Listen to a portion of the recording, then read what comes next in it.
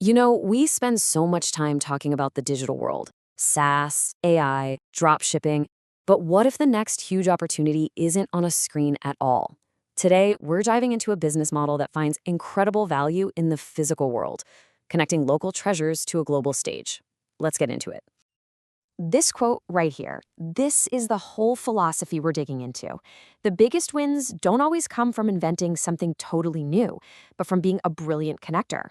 This idea is the foundation of what's called cultural arbitrage. So, what are we actually talking about? It's basically this. You find a product that, in one place, is just a local commodity, but then you take it somewhere else to a global market, and suddenly it's seen as this rare luxury good. And that gap, that difference in how people see it, that's where the magic and the profit happens. All right, so how does this actually play out? Where does the value really come from? Well, it all starts with seeing the exact same thing through two totally different sets of eyes. Okay, so check this out. This is the heart of the whole thing. In one market, right, you've got an artisan creating something that's, a local commodity. It's sold for a local price.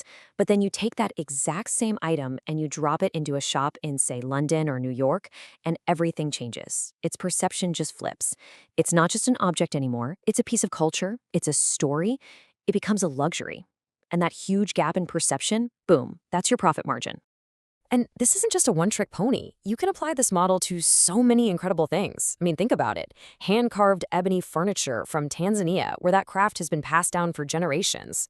Or maybe it's a super rare heirloom coffee bean from a tiny family farm in Colombia. We're talking about things that are literally impossible to mass produce. They are, by their very nature, unique. And that's where all the value comes from. Okay, so making this work, it's not as simple as just finding a cool product and putting it online. The entire business, the whole thing, is built on two, let's call them foundational pillars that you absolutely positively have to nail. And here they are. Number one, deep sourcing, and number two, world-class storytelling. You can't have one without the other. They're totally intertwined. So let's break down that first one, deep sourcing. Yeah, deep sourcing, this is not about scrolling through Alibaba or some giant B2B marketplace. No way. This is what we could call relationship arbitrage. It's all about getting on a plane, getting on the ground, and building real, trusting, fair relationships directly with the creators, the artisans, the farmers, the people making the magic happen. So your job in this whole equation is to become that trustworthy bridge. You're not just some buyer swooping in. You're a partner.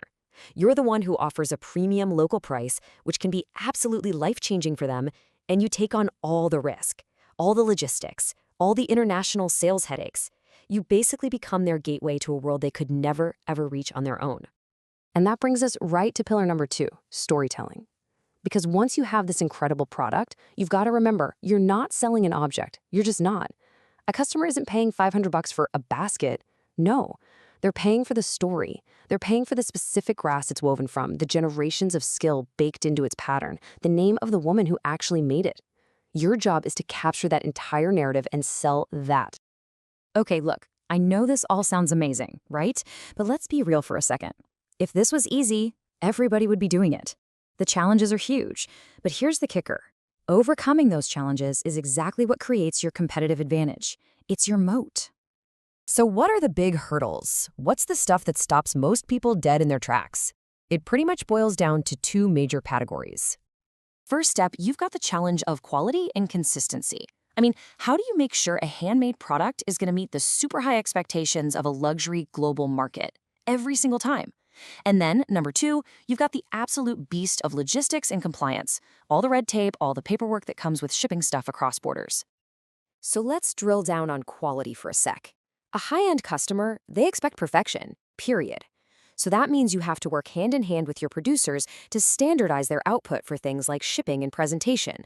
But, and this is so important, you have to do it without crushing the unique, traditional craft that makes the product special to begin with. It's a really delicate dance. And then, you hit the logistical wall. And it is a wall. We're not just talking about shipping. Oh no, it's customs paperwork, it's tariffs that change on a whim, it's product compliance for every different country, it's international payment systems.